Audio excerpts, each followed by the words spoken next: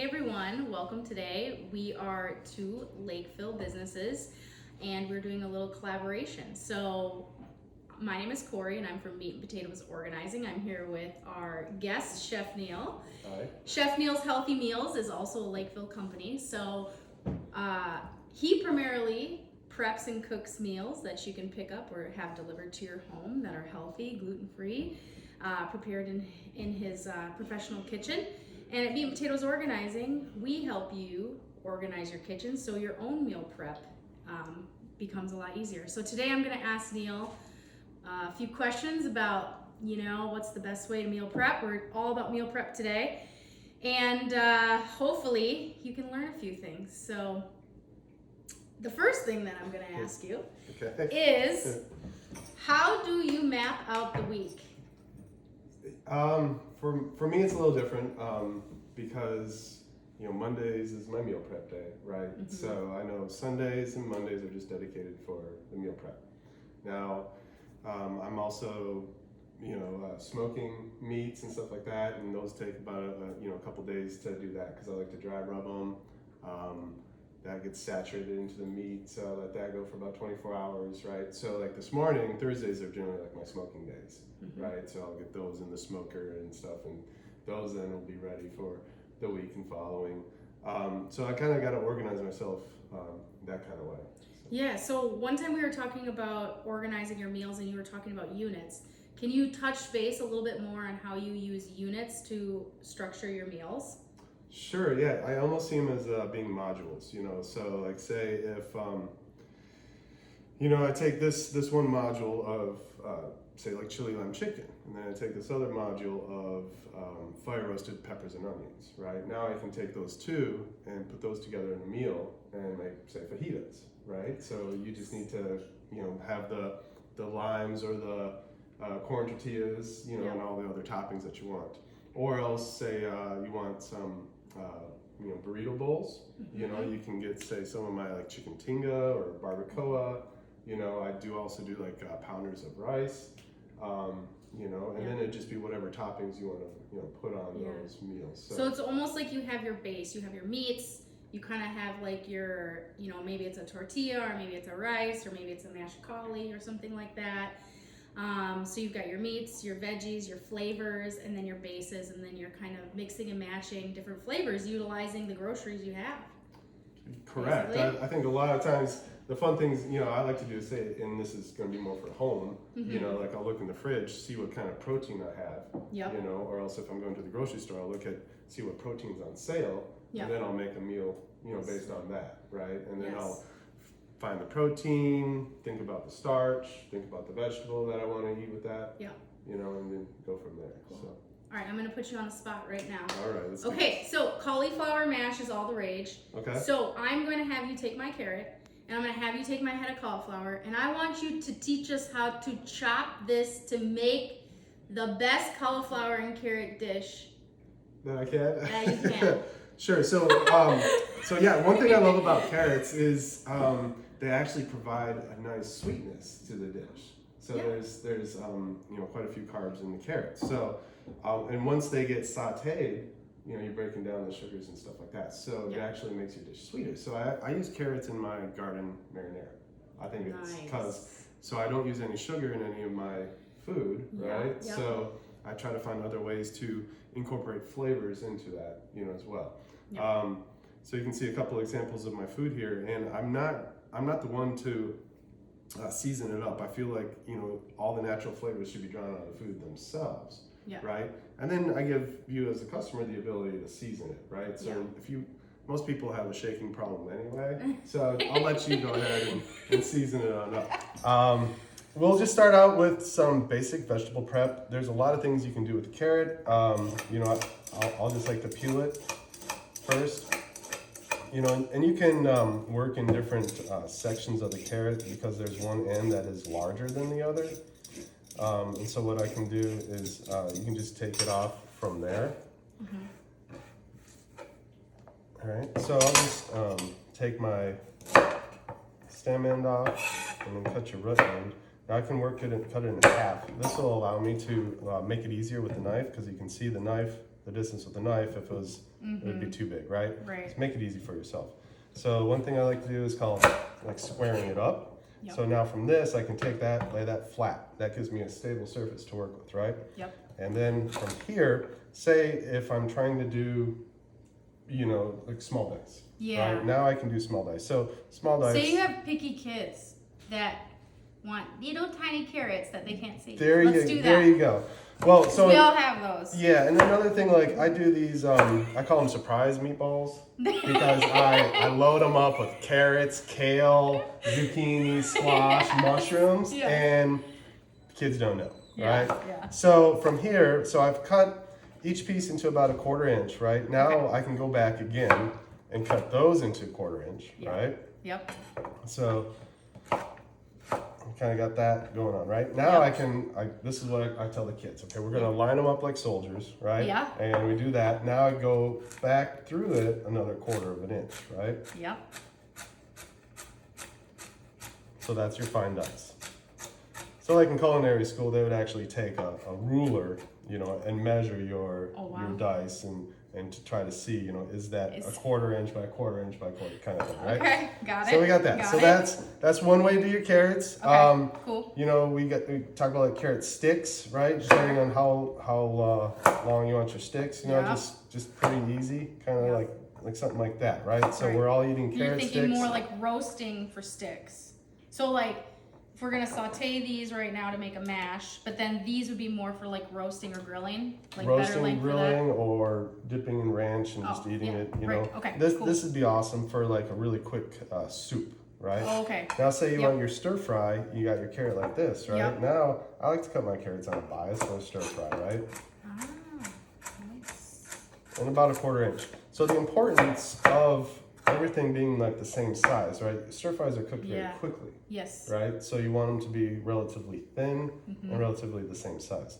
Now for like for my meal prep business, what I like to do is I'll steam everything for about 4 minutes, Mm-hmm. right? And that allows it to soften, Yep. right? And then I can finish cooking it, and it, you know, Yeah. I can cook it a lot quicker. So that's a great tip. So if you're prepping like on a Sunday, you want to steam your veggies first so that if it's Wednesday night, it's very chaotic, then you can just easily throw in your veggies and they're already, you know, somewhat cooked, so it makes it faster, right? Absolutely. More efficient. So like the broccoli, you know, is steamed ahead of time. Yep. When I grill all the vegetables, I steam them first. Yeah. Right. Yeah. Because if I just throw them on the grill, Yeah. first off, they're gonna grill way too long. Yeah. So they're probably gonna burn. Yeah. But you know. Yeah. But if I only grill them for like 30 seconds, they're They're still not gonna done. be raw. Yeah. Sure. Yeah. Yeah. So you steam them. Love it. Or I should say, I steam them for 4 Yeah. minutes and then I grill them. So a lot of the stuff is a dual cooking method Okay. for me and what I do. That's a great tip. So even for like my meats, Yeah. I'm taking my meats and I'm grilling them, right? And that way it's searing in the flavor, Yep. but I finish it in the oven. That's Right. the trick. That is the That's trick. the trick. So if you guys want really Yeah. not overdone meat, Yes. right? Yes. And then also too, like every meat has its own internal temperature it needs to be Yep. cooked to, Yep. right? Yep. You don't want to go over it. You go over it, your pork's going to taste like wood. You know, Mm-hmm. your chicken's going to be too hard. And no one wants to eat a steak over, Yeah. you know, medium rare. So I don't. Anyway, I so. don't. All right. So then we have a couple other things too. Okay. Onions is an easy one. Yep. People ask how do you do that. So I'll show you two different styles. Okay. Cut off the stem and the root end, right? That gives you a flat surface to work with. Now, cut that in half, right? Mm-hmm. So that one will be for fajitas. This one's going to be for soup, okay? Okay. I'm gonna cry. You'll be fine. This is very touching. I'm not going to make Onion you cutting. do it. Okay. So for so we're going to do a similar cut like this. It's Okay. a dice, right? So Cool. 1/4 inch. So I go to my onion and I say 1/4 inch, right? Yep. So just kind of work it. You can go slow. It doesn't matter, right? We're not in this for speed. So Yep. I got 1/4 inch. Now I'm going to work it across. Okay. So now I have 1/4 inch dice. Nice. Right? And then I just like to flip that over. Oh, there you go. Those are the little tricks that make it that much easier. So we have that now. And if you Okay. need it finer, you can just run your Just knife keep through going. it. All right. Just like Cool. that. Okay. Yep. So we have that. like this. This is gonna be our fajita onion. Yep. All right, also stir fry. We cut that out like that. And then we're just gonna take it and go around the world like that. All right, so it's about, you know, a good 1/4 of an inch too, right? Yep. The thicker, you know, you can do is fine. So obviously the thinner you cut it, the faster it's gonna cook, okay? Right. So we have that for our, say, fajitas or, you know, whatever we wanna do. Now you have garlic. So a lot of times, so with garlic, you can just take it, smash it, right? Pull the bulb out, right? Yep. And then using like the flat side of your knife, right? You're just gonna pound it, right? It comes right out of the skin. Love it. Right, and then you can just mince it up. Nice. All right, so we're gonna make some cauliflower puree. Okay. And we're doing an extra loaded version because so we're gonna add some more vegetables to this. Okay. Okay. Love it. Everyone loves cauliflower right now. It's all the rage, Yeah. right? Because Yes. definitely low carbs. It's a good filler, good rice replacement, right? Without getting all the carbs. So, you know, I offer it as if you don't want the rice, you can definitely substitute cauliflower rice. Okay. So we rice our own cauliflower. Okay. So another question is, okay, well, how do I prep it? Yeah. You know, and then I'm all about giving yourself a stable working environment. So I call it squaring it up, right? Got it. Cauliflower is easy thing like this. Just take it in half, right? Now you're left with you have the core here, Yep. right? Now, if you want to do like florets, okay, so we can, I'll just take it like this and just kind of cut down, right? Yeah. And all around. So then the core then is left intact, Beautiful. right? And then if you want them small bite-sized pieces, you know, I don't cut all the way through. I'll just make an incision and then break it apart. All right, so we have our cauliflower, manageable pieces. So we're just gonna start. Right, first, and then what we're going to do, remember, so we talked about how when we saute the carrots, they turn sweeter, right? Yep. Same thing with your onion, okay? So your onion is also going to be sweeter too, all right? So it's going to release all those sugars in there, okay? Yep. And then you're going to want to cook things at different times, right? Because they all cook differently, right? So I'm going to want my onions until they're going to be nice and caramelized, right? And then if I had my garlic in there right now, the garlic would burn. Yeah. But the onions would be cooked. So that's why you kind of want to layer your items, okay? And then another trick too, I'll actually hit this up with some salt. Okay? So here we have this nice violet sea salt. Aldi special. And that's also going to help to draw the moisture out of the onion. Okay. All right, so it's kind of working a little faster. So you can see how these have, you know, becoming more translucent and so we get a nice golden color. Yep. I'm going to drop my garlic in there and then my carrots in there, okay? Love it. And we're just doing the small dice ones right now. So. Okay.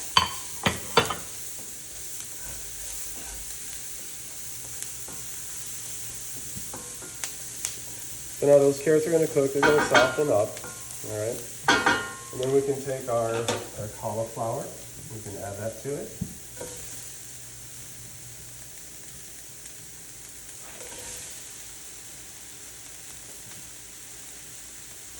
Smelling good. Add a little more olive oil.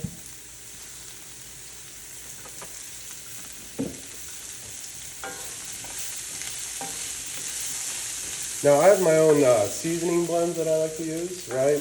One that I use all the time is called my everyday blend. Okay. So it's a mixture of sea salt, black pepper, garlic, onion, and some cayenne pepper. Yep. I got tired of, you know, reaching for the same For each spices. individual one? All the time. So I was like, you know what? I'm just gonna put it all together and kind of do like that. I love that. That's super efficient because we do organize people's like spice cabinets, and you get, you know, all the spices, right? And it takes a long time. But if you had one, So what's make the things a lot more efficient, more so what's the easier. craziest spice that you've found in people's cupboards and How about this question? What's the oldest That's- spice that's what I was I gonna have ask. found? That's what I was gonna ask. 1992. And did you do this? This year. Funny. And what year is it? 2022. So that 30 spice years? was 30 years old. Okay. Yeah, we did dispose of that one, yes. So I'm just adding some chicken bone broth here. And what that's gonna do, that's gonna allow everything to cook in here. And then, so I'm actually gonna cook this for probably about 10, 20 minutes, right? And what that's gonna do, it's gonna soften all these veggies up. Some of this liquid's gonna evaporate, right? And then when I'm done with that, it's gonna be just a quick puree. So I use an immersion blender in the kitchen. You can use a blender, right? Yep. So, and then that'll be done. Awesome. Yeah. Love it. And a lot of times I'll even strain out the moisture. Okay. Right. So you're just left with like just the puree. The puree. Yeah. Cool. And then I'll go ahead and puree that up. So it's thick. It's like mashed potatoes, but without the carbs. Love it. All right, guys, so now you've seen some insight into prep. We want to talk about how to make it most efficient. So one of the things that can make your kitchen prep, meal prep more efficient is the correct tools, but also having those tools easily accessible so it's easy for you to prep so that you're not getting frustrated or flustered and kind of going through it. So I'm going to have Chef Neal just describe some of his favorite tools, and then we'll kind of show you what some of those things are. And this is my kitchen, so I'll show you where we put them, so it's easy for us to cook. Yeah, so, it's important to be organized, right? Because when you reach behind you, you should know that that's where the salt is. Right, and when you open it up and a bunch of expired spices fall out, then we're all frustrated, right? So we can't have that. So, all right, cool. So tell us what are your best tools? Best tools. First, start off with a really good cutting board. The bigger, the better. Okay, I like to be able to put my veggies on there, slide them over. Work with another veggie, slide it over, kind of thing. Yep. I also like you need a good knife. All right. I like to use like a chef's knife. Yep. Right. This is going to have a wide tang. It's long. It rocks. When you're cutting your vegetables and stuff, that's good. Peeler. For your carrots or whatnot, and then strainer because you're going to be washing your vegetables. You want them to dry. When you're doing your pasta. Things like that. Just have that ready. We talked about sheet pans. Yeah, so let me show you my sheet pan. So I actually keep my sheet pans above my oven because I find I actually love to bake. So when I'm baking, I like to just open up. I don't know if you guys can see this or not, but I like to keep my pans and my cooling racks from biggest to smallest, so I know exactly what I want to do. Yeah, you're gonna need a storage type station. Yep. So if you guys can take a peek in here, these are some awesome units that we got from Space Aid. So I like to keep all of my plastic bags here that we use, and then my foil, my wax, which I need to reorder, and some plastic in here along with my parchment paper ready to go. I also use the slow cooker saver, so if I'm gonna throw something in my crock pot, it's an easy cleanup. I'm all about easy cleanup. I try to do that as best I can. Right, so we're here in the pantry. This is where I keep all of my stuff. As you can see, I like to keep it organized by type and then clearly labeled so that when I need to come in and pick something to cook, I can easily do that. One thing we've been working on this year is getting our spices in alignment. And I guess what I have going on here, these are all my spices A to Z. These are my rubs. We have a Traeger grill and we love to smoke our meats. So we've got a variety of rubs. Then I have some specialty spices from places that I love. And then there's a local spice company in Prior Lake that I buy some of my spices from. So we keep those kind of separate. And then I use a knife magnet up on the wall because it keeps your knives sharp if you put them in a drawer that can kind of dull them. So it's also easy to grab, so you have no excuse to not chop up the veggies. Grab your knife and go. Do you have any tips on spices? Like how? So like how I organize? Yeah. So it's interesting. So like I have all my peppers there, and then I go to like my salts, and then I garlic and onion powders and stuff like that, right? Yep. And then I have like ground seeds, and then I have ground leaves. Gotcha. So that's how I do Very, it. but that's from a real chef, guys. That's Well, how just- he yeah, does that's it. how I do it. So, and again, yeah, every family is different, right? So you can do that. So like the only way, so my brain as an organizer, I work my spices from A to Z, and then my rubs and my specialties. But like he has in his mind, he's going, okay, ground seeds and all that, and which makes sense to him. So you need to make it make sense absolutely. for the way you cook and the easiest way that you prep. Right. See, like you got all your baking stuff up here. Yep, I got right? all my baking up there, and then you know my Instapots and crock pots ready to go on the very top, so I can just jump up there and grab those. And then of course we've got the toddler section on the very bottom. They can grab whatever they want from there and help themselves. That's the best part. Because no, these are like kid approved. So These are kid approved. They can go you can grab put it those. there. I'm fine with that. So No, it's nice. cool. Well, thank you everyone for watching this video. We hope you learned something from Chef Neal, from Chef Neal's Healthy Meals and Meat Potatoes Organizing. Check us out. We'll link our websites below. We'd love for you to comment, visit, subscribe. Yeah, tell us what you think.